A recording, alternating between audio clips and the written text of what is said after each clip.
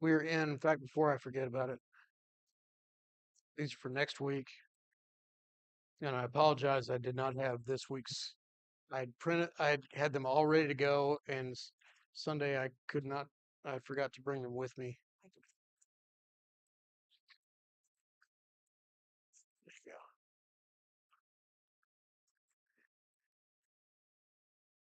There you go. What? Okay. Um, Before we get started, just a couple quick notes. Not this Wednesday, but next Wednesday is the 31st. We will be out of town. S- Yes, that's what I said. That's what I said. Not this week, not this next Wednesday, but the Wednesday after that. The 31st is when we'll be out of town. And we'll also be out that following Wednesday. So the 31st and the 7th is when we'll be gone. So I did make some adjustments also to the reading schedule, just so you'll know. I finished it up. My plan is to have this done by end of October. So we'll see how that goes. We're going to be covering. There's going to be a lot of reading in the second half because I wanted to include some reading from a lot of reading from Jeremiah and some reading from some of the other prophets. Uh, a little bit from Ezekiel, not a lot. A little bit from Isaiah. The when I figure in the minor prophets, we're probably not going to spend a whole lot of time analyzing those. It's really more to help you set the context of what they're saying. So you don't have to expect that I'm going to ask any deep, just horribly difficult or tricky questions from those books. It's really more supplemental, so that when you go back and read those, you got a little bit more of a historical context, especially in Jeremiah, because what happens with Jeremiah, if you've ever read it, it can be very confusing because it jumps around so much in time. Jeremiah is not written in chronological order. So he'll be going along here and all of a sudden he'll jump back 20 years and then jump back 30 more years and just it kind of goes over and over again. So my hope was to kind of set that in a context for us so that we kind of help to understand what else going on with those. So all that being said, again, the schedule is up there. I can print out some more if you need them, but it's posted on the wall. So with that in mind, let's go ahead and pick up where we were. We didn't really talk much about what happened with Israel and the death of Elisha, but I did want to mention a couple of things real quick about that. Uh, and it's over in, for whatever reason, I don't have it in my notes, but I've written some things. Second Kings 13, I think it is. Yeah, Second Kings 13. Uh, I meant to mention a couple of things, just in large part because, actually, you know what? I'm going to hold on to that because I think we are going to talk about that next week. So skip that, skip that. I'm sorry. So the story of Joash. We're in First Kings 11 and First Kings 12 and for Second Kings. I'm sorry, and we'll skip around a little bit if you want to have your bookmark in Second Chronicles because obviously they're different. There's a lot of different things going on, and what you'll find is the Book of Chronicles, when it writes this story, a lot of the emphasis that the Chronicles writer is going to have is going to be more on the priestly side of it. He's going to spend a lot of time talking about the priest's role in Joash's life and his work, more so than what you're going to see in the Book of Kings. But both of them talk about the plot, if you will, to keep Joash alive. Because what's the big threat when Joash is a child? What happens that sets some of the events in motion? Okay, yeah. Who kills him? Yeah, right. Hmm. Right, right. Yeah. Athaliah, who is she is, if you remember, she's the daughter of Ahab. She was the wife of Jehoram, and she was the father of Ahaziah. And so when Ahaziah dies, somebody actually went through and noted this, and I didn't write a lot of it down, but basically, because of the age of the kings at the time when Ahaziah died, he died relatively young. If you remember, I think he was about 19 or something or 20 when he was killed, and so he hadn't really had time to have an heir, and so Athaliah takes over, and the first thing that she does is make sure that all the sons of the king are wiped out. And the idea, of course, is going to be that she's going to be the queen mother. Her dynasty is going to be the one, and she's basically going to assure her own place. And so she does this, and as you say, Joash is going to be saved, and he's saved by a woman named, what's her name? Jehosh Jehosheba or Jehosheba. What's interesting about that? So she's the daughter of Joram or Jehoram, and we're not told who her mother is. Uh, it's possible that she is actually just Joash's sister or full sister. We're not told. It seems more likely that she was probably one of Joram's daughters from another spouse. So she was probably his half cousin or what or half aunt or whatever you want to say. The maybe the half sister of Ahaziah. But she makes the decision to hide Joash, and she has the aid of who's helping her in this? The nurse. Okay. Okay. Who else is helping?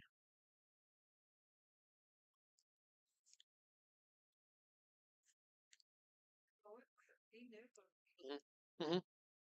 Yeah. Hmm. So Jehoiada, who is the priest, and there's some discussion about whether he is a priest or the high priest. He's referred to in Second Chronicles 24 when skipping ahead in the story when Joash calls him in and asks him what's going on with the temple. He's called the chief, which some people will say means that he's most likely the high priest. And it kind of makes sense because as you read through this and what happens in this story and all the things that he has to do to keep Joash a secret and keep his identity and keep him protected, it's hard for me to imagine that he could have just been a run of the mill priest and accomplished all that. He had to have, I would think at least, some level of authority to be able to do that. So between him and his wife, they're able to save him away. And there's a couple of interesting contrasts that in that the name her name Jehosheba or Jehosheba or however she pronounces it, it sounds a lot like another woman who did something very similar to that, and it goes all the way back to Exodus. What was Moses' mother's name? Do anybody remember? This is extra credit in Bible Bowl, I guess. Her name was Jochebed. So somebody actually said that it's essentially the same name. I'm not sure. I haven't been able to, I only saw one source that said that, so I'm not sure if it's true or not. But there's a really similar idea here. The idea of someone saving him, hiding him away, and of all places, of course, you've got David's seed hidden in the house of the Lord. I mean, does that how appropriate is that? The idea that God's temple is going to be it's constantly called a refuge, and here again, we see, God's anointed, God's promised, i- has his security and his safety hiding in God's temple. And so there's the house of the Lord. What does it say in, okay, in a bedroom, right? Right. Yeah, she lived, the priest would have apparently lived in the temple. That's apparently where her room was. So, so they've hidden away for 6 years. And I guess if you're in the temple, it's not as if anybody can just wander on in there. You're able to be pretty secure at that point. There's another contrast that's interesting, by the way, that because when you think about the story of how Ahab came in, really caused all this issue. Ahab comes in to power. He marries a woman named Jezebel. Do you remember what Jezebel's background was? Do you remember who her father was? You don't need a name, but what his notoriety was. He was a priest of Baal. So you got this woman who marries Ahab. She brings in a priestly line and uses that to pervert Israel, and eventually, of course, through Athaliah, she has that influence in Judah. Now you have it kind of working in reverse because you got the daughter of a king rather than the son of a king, and she's marrying to a priest, but not a priest of Baal, a priest of God. And between the two of them, what they're going to do is start a revival. So it kind of works in reverse, which is kind of interesting. So what we see, he's hidden there for about 6 years, and it says in the seventh year, uh, uh, Jehoiada decides that it's time to make his move. And I'm using a different Bible here, which is why it's a little bit awkward. It's got Chronicles first and then Kings. But if you look in the seventh year, Jehoiada comes up with his plan, and notice what he does. Uh, how by the way does you remember in Second Chronicles 23? How is he described? How is his mindset described? Yeah.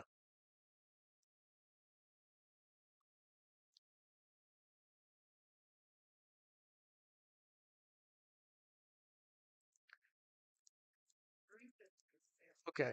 Which version is that, by the way? Okay. New American Standard says he strengthened himself. Hmm. Yeah. So this was, I mean, he's about to pull off treason, or at least try to. And I suspect that knowing Athaliah and her relationship to Ahab, that obviously is not something that's going to go over real well. But if you notice what happens, and go back to the king's account and look at how he describes it. It's kind of similar. The accounts are very similar. It says here that he sent and brought the captains in verse 4 of hundreds of the bodyguards and the escorts and brought them into the house of the Lord to him, and he made a covenant with them and took an oath from them in the house of the Lord and showed them the king's son. You can imagine what's the order of events that happens here. What's the first thing he has them do? Well, they come to the house of the Lord. What's the next thing they do after that? They make a covenant. Does anybody get to see the king before they've made the covenant? That's the idea that you can imagine Jehoiada saying, "Look, we all understand the promise of God through David. We all understand that it's David's seed that is the anointed. Are we all in agreement that if David has a king, if David has a seed, David's son needs to be on the throne?" And so he makes everybody take an oath first of all, because everybody, as far as they're concerned, there are no more. And now he says, okay, now that you have an oath, and he brings out Joash. And so he's being very, very careful about how this is going to work, because obviously one of the things you start to see, and you've already probably seen it, especially in Israel and Judah, is that just because you're in the court, just because you're in the priesthood, doesn't mean you're loyal to God or loyal to the king or loyal to anybody. And so he's making sure that he's got the right people around him, and he has the plan about how this is going to happen. He's going to say, all right, I'm going to take you're going to have the priests and the guards. Chronicles talks about the priest side of it. Kings talks about the military side of it. And if you notice, if you go down, if you're still in Second Kings, see, where is it? Where are they listed? I'm looking at a different translation here. Um, they're called the Karites. Do you see the reference there? Yeah. The word Karites apparently is the same word that's translated as Cherethites way back in Second Samuel. And I would never expect you to remember who those people were. But they were typically listed in the company of David. In fact, they were typically David's personal guard. What's really interesting about them is, do you remember where they were from? They weren't Israelites. Do you remember where they were from? Where he picked them up? It's the nation that you would least guess would be bodyguards to David during his reign. Who was their number one enemy? The Philistines. Yeah, the Assyrians weren't quite there yet. The Philistines. These were likely related to the Philistines, or a subgroup of the Philistines. And so these have become basically, whether these are the direct descendants or if they've created an office named after them. These are the people that have really always been the king's guard, essentially. And so they're the ones that are always tasked with protecting the king. They're the best of the best. And so they are rallied in. They're doubtlessly reminded of their loyalty and their oath to the king.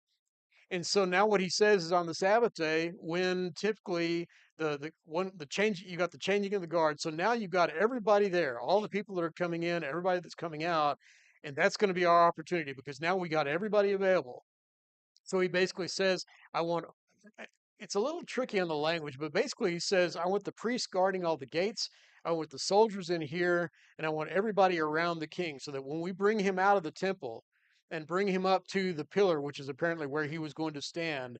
Nobody gets in or out at that point. So they're making sure that everything is going to be done, you know, without any chance of being any interference at all. So by the time Athaliah finds out about this, how does she find out what's going on? Yeah, she heard the noise of the cry out, the people rejoicing, crying out, "Long live the king!" And so during that, so she sees that in they had this coronation, which I think is kind of interesting that both oh, sorry, that I accidentally hit the wrong thing. That both accounts describe, and there's three elements of it. If you go down to let's see, down in verse 9, it says the captains of the hundreds did according to all that Jehoiada the priest commanded. Each of them took his men who were to be on duty on the Sabbath with those who were going off duty on the Sabbath, and came to Jehoiada the priest. And the priest gave the captains of hundreds the spears and shields which had belonged to King David that were in the temple of the Lord. In other words, these are the marks of the king. You kind of start to see what's happening here. The king who has been, the king's line which has been deposed is now going to be reestablished. We're bringing out the shields and the spears of David, and they bring him and escort him in up to the temple into the house, and they do three things here. It's kind of interesting, and I think useful. The first thing they do is put the crown on him. And when you put a crown on a king's head, what's the symbolism of a crown?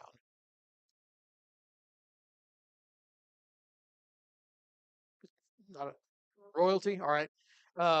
If I put a crown on your head, what am I saying about our relationship? Which one of us is in charge? Yeah, I'm being in subject. This is the idea that we, the people, are going to crown him king. We are subjecting ourselves to him. He is being given authority. The second thing that happens there, they put the crown on him and they give him the testimony. Anybody have an idea what that would be? What testimony are they talking about, would you think?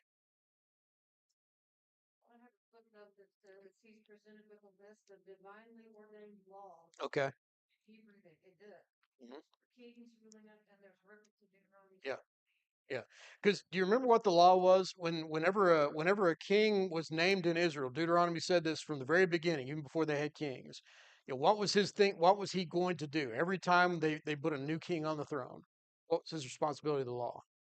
He had to read it, and what else did he have to do? All that, but he had one other thing he had to do. He had to actually write it out. He had to write his own copy of the law. So I'm very curious as to whether that had fallen out of favor, whether they were just doing it as, they're just doing it as a symbolic thing that nobody ever really paid attention. They just hand you a scroll and you just move on.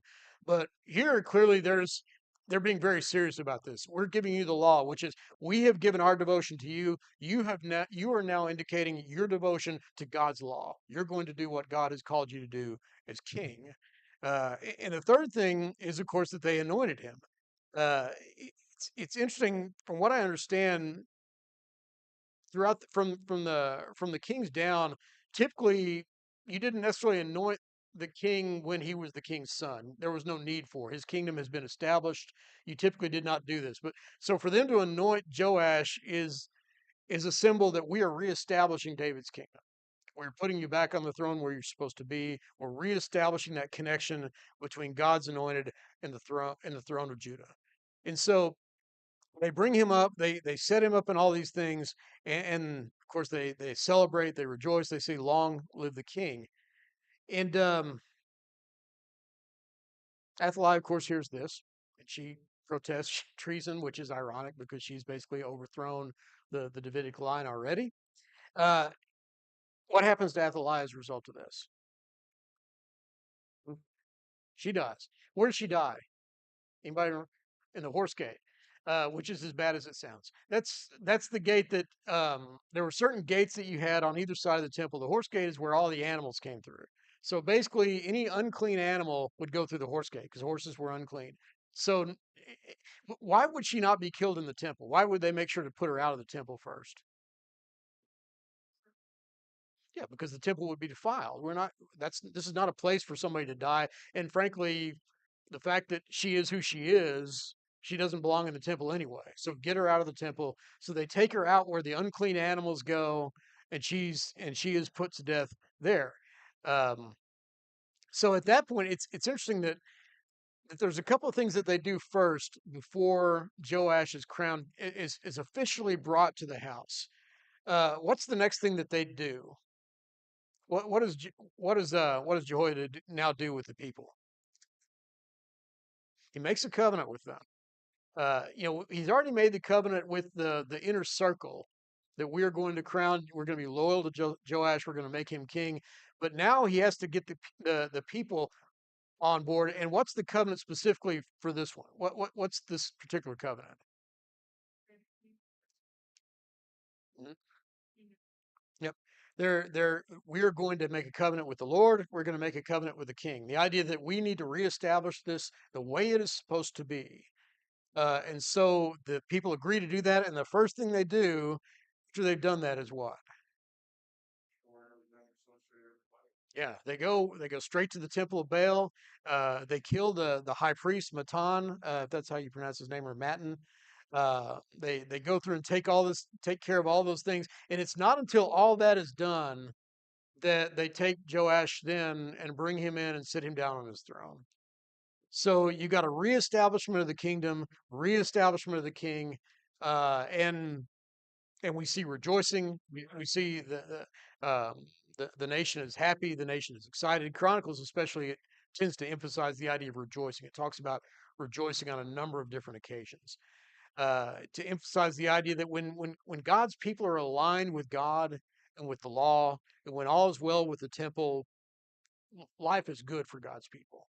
And so that's the idea. So they've restored some sense of of order, and we read that as a result of that, they have peace. As a result of that, everything the city is now described as being quiet, and so life is good. And so now the next thing that Joash is going to be involved in is what? What is his next project? Mhm. Yeah, he's going to restore the temple. Now, if you go to the Chronicles account, had a couple of commentators make this point, but I noticed it doesn't actually say. Does it say? Did y'all see anywhere in the reading where it tells us when Joash decides to start this project?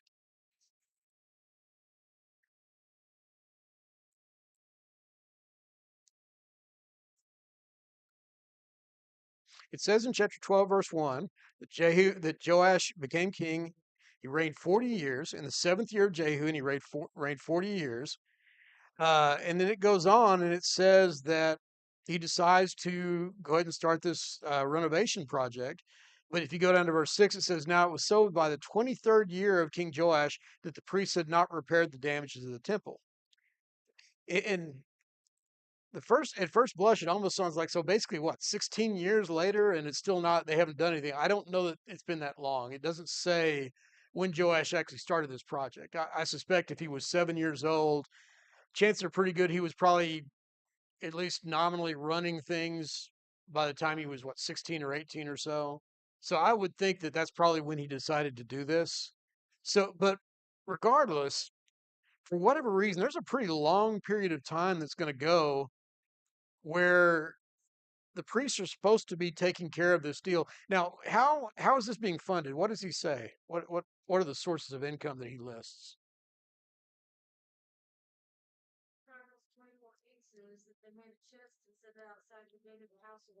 Hmm.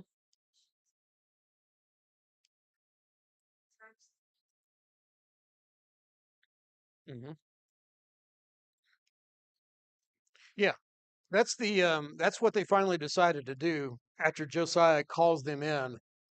Josiah, Joash, I do that all the time.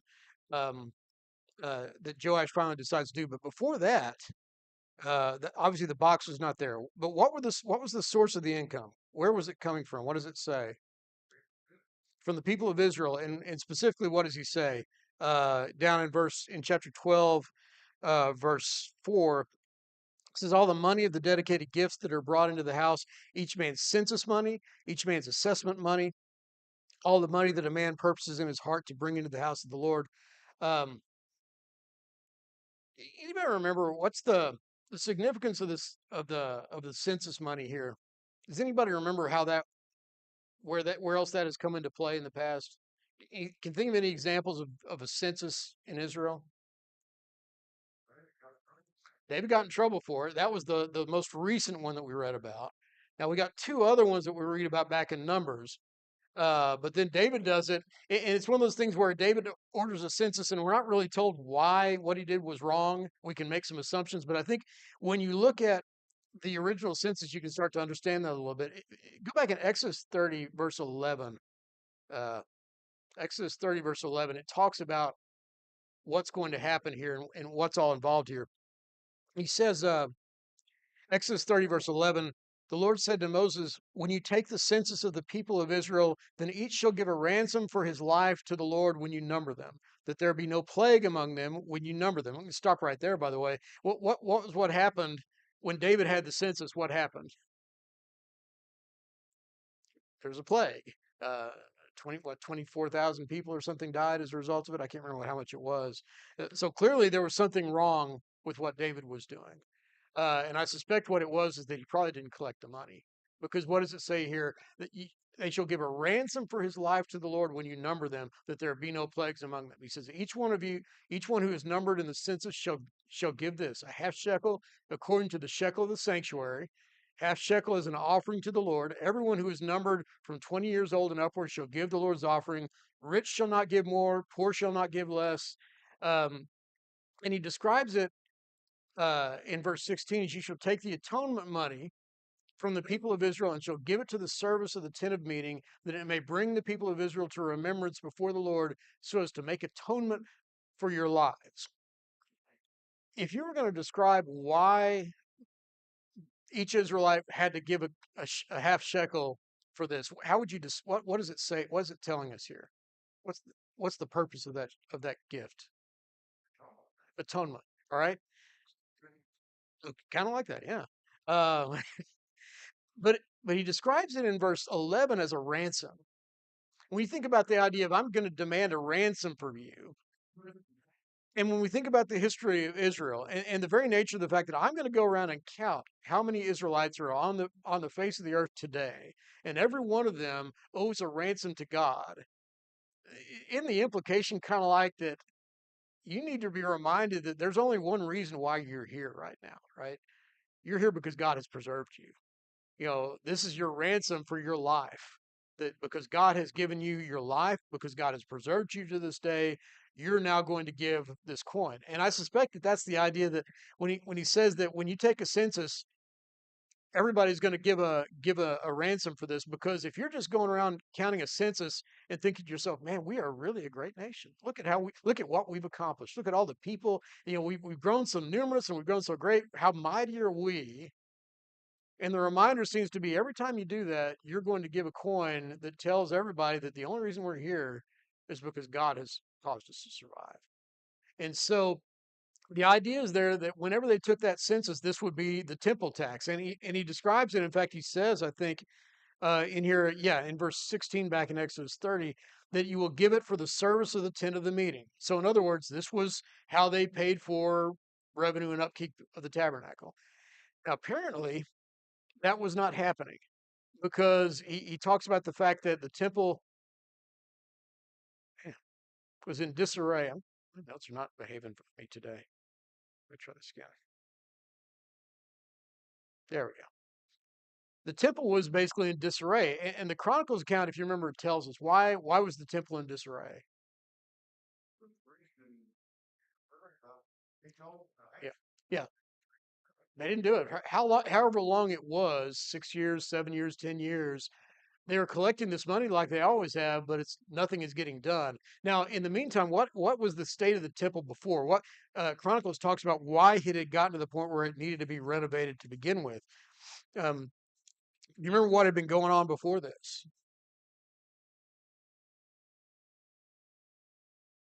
Where is it? I got to start using my regular Bible. It's too hard to find anything. He talks about the fact that before Athaliah, when she had been charged, what had she been doing? She'd been going in along with the priests, and they'd been taking whatever they wanted out of the temple and using it for for the idolatrous worship and all the other stuff. So the temple was in disrepair and things were missing. It was not where it needed to be. And so they're going to go repair the house. Now, as you mentioned, in the 23rd year, however long it's been, uh, just Joash calls Jehoiada and says, "What's going on? Why isn't this being done?" And this is probably the most puzzling part of this story to me. That where was Jehoiada during all this? Why wasn't as zealous as he clearly was? For some reason, he doesn't seem to be on top of this, and I don't know why. Maybe it's because if he was the high priest, this is just not something he would have dealt with. This is something that the Levites should have been taken care of, and they haven't. You would think that Jehoiada would have noticed this, but for whatever reason, this work is not getting done. And so down in 2 Kings 12, verse 8, we see what they agreed to do. In fact, back in verse 7, it says, he summoned Jehoiada, asked, "Why are you not repairing the house? Now, therefore, take no more money from your donors, but hand it over for the repair of the house." So the priests agreed that they should take no more money from the people and that they should not repair the house. Does anybody have a different translation of verse 8? The ESV is kind of confusing when you read that. I did a double take when I read that because it almost sounds like he's saying, "Don't bother repairing the house." Um, so there's other translations that say they absolved themselves of the responsibility, that they would not be the ones or relieve themselves of the responsibilities. Or, in other words, basically what's happened is Joash is saying, you guys have had plenty of time. You haven't gotten it done. We need to go hire some people and do this right. And when you think about why this hadn't happened, it might very well be complacency. It might be the fact that you have priests who really don't particularly care, and they're taking this money instead. They're using it to line their own pockets. Maybe who knows what was going on, but whatever was going on now, it goes to what Laura mentioned earlier, which is we're going to make sure that this money goes where it's supposed to go. So they take the box, they bore a hole in it, and they put it at the gate of the temple. Now, if you remember, flash forward what 800 years, 900 years, or however long it is, to the time of the temple and the time of Jesus. If you remember the story of him sitting across from the temple gate, watching the people come in and dropping their coins. This is the box that he's talking about. That's from that point on. That's how they would collect this tax. And so, in fact, apparently, at some point, they had kind of like one of those old phonograph records with the big funnel shaped speaker. They had kind of a funnel in the that looked like a trumpet. And what they would do, if you were a Pharisee and you wanted to make sure everybody knew what you were doing, you would take a big handful of coins and kind of flourish and just kind of toss it and just ring it into the funnel, and so it would just make a lot of noise that goes down. And there's some belief by a lot of people that when Jesus says, "When you give, don't sound a trumpet," that's what he's talking about. Don't go up to the temple and make a big production and make sure that everybody knows what you're doing. So anyway, that's just a connection for you with what's going on here. This is where all that starts. And the idea is that they're going to, whenever this box gets filled, we'll take that money and we're going to give it directly to the builders, and they're going to take care of everything for us. And as a result of this, what we read in Chronicles is that the people were thrilled, they were rejoicing, they were doing this, they were involved in it, and in fact, at some point, they had more than enough to be able to do the work that they were called to do. And can you imagine when Chronicles was written? Again, who do you remember when Chronicles was written? What the audience for the book of Chronicles was?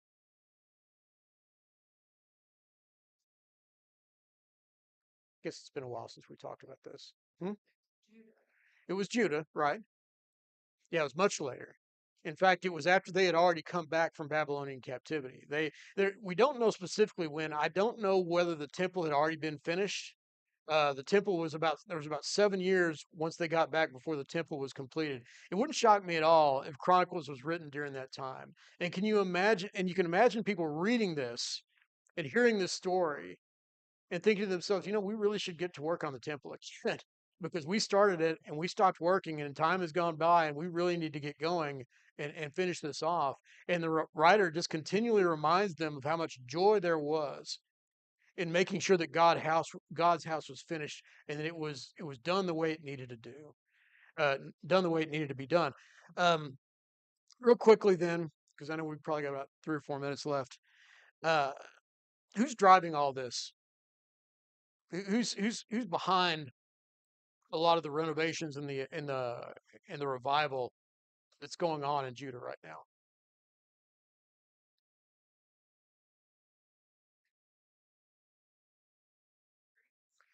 Yeah, I think more. Yeah, I mean, now it does say that Joash, it was in Joash's heart to do this. He clearly was interested in doing this, but the Chronicles account especially keeps emphasizing that Jehoiada is behind this. He is the influence, so much so that when he dies, what does it say in Second Chronicles 24:15? He was 130 years old at his death. They buried him in the city of David among the kings because he had done good in Israel and towards God in his house.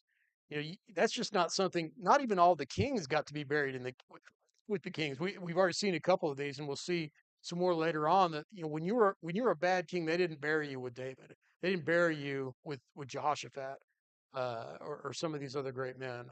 But this man, because of all that he did, he's going to be buried with the kings.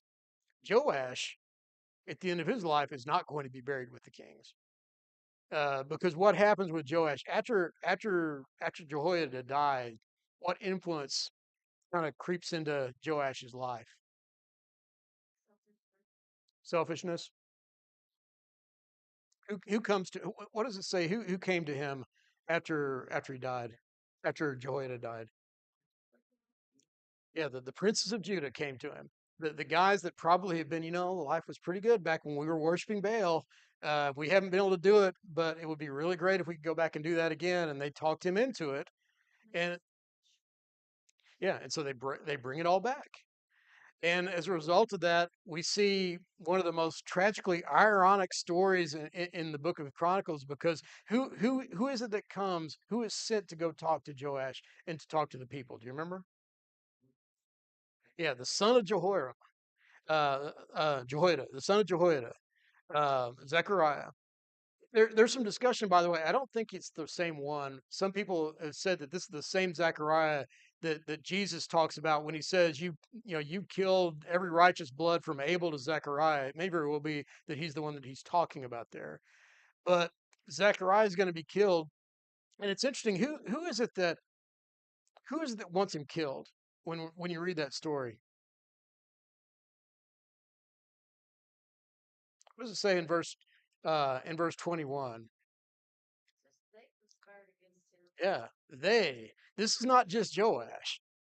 In fact, it's possible Joash might have even not even been spearheading this, because it says that Zechariah comes. It says he stood above the people in verse 20 and rebukes them, and the people weren't having it. Yeah. Yep. And it says by the command of the king. In other words, whether that means that Joash was right there with him, or the people went to Joash and said, "This guy needs to die," and Joash said, "Okay." But regardless, he ends up putting to death the son of the man that had done everything for him. And do you notice the difference, by the way? Where'd they kill him? Where'd they kill Zechariah? They killed him in the court of the house of the Lord. What a change, right? When Jehoiada has Athaliah, this horrible person, killed, he's not going to do it in the courtyard. He sends her outside the temple because we're not going to contaminate the temple. But when his son is the one that's being killed and Joash is the one giving the order, there's no concern for whether we're going to contaminate or violate the temple. And so they put him to death right there in the temple square. It's at that point that we see the story of the Syrian armies that come up. First Kings doesn't talk, or Second Kings doesn't talk about any of that. Second Kings just basically skips over the rebellion part and goes right to Hazael coming in and invading. And what does Joash do as a result of that? How does Joash get out of the Syrian invasion?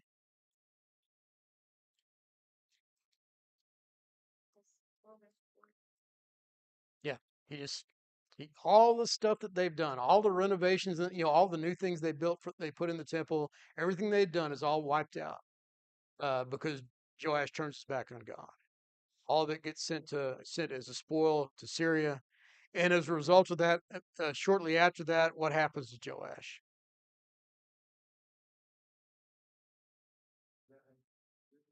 He dies. He's put to death. In fact, his servants conspire against him and put him to death and put his son on the throne. And so Joash, who started off great, started off really well. He's doing all the right things, but he doesn't seem to ever have been someone who was spearheading the revival. And once the energy behind it died, Joash was open for the suggestions of basically anybody who could bend his ear, and eventually he turns away.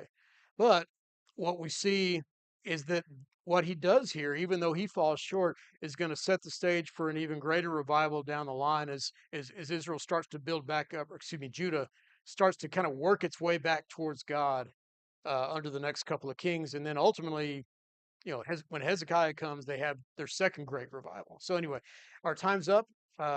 Thank you for your attention. Let me go and stop the stream, and I believe Mark's got the invitation.